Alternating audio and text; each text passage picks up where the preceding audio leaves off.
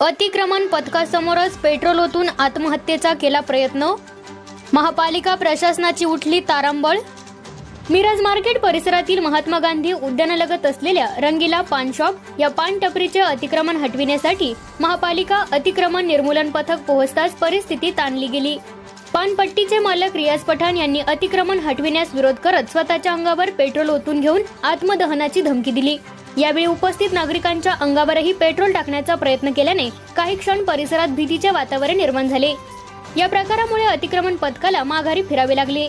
दरम्यान पेट्रोल उधळण्याच्या प्रयत्नात दुकानातील काचा फोडण्यात आल्या। या घटनेमुळे मार्केट परिसरात मोठी गर्दी झाली होती। दरम्यान रंगीला पान शॉपला देण्यात आलेले विद्युत कनेक्शन MSBने तोडले असल्याची माहिती मिळाली आहे। संपूर्ण प्रकार सायंकाळच्या सुमारास घडला।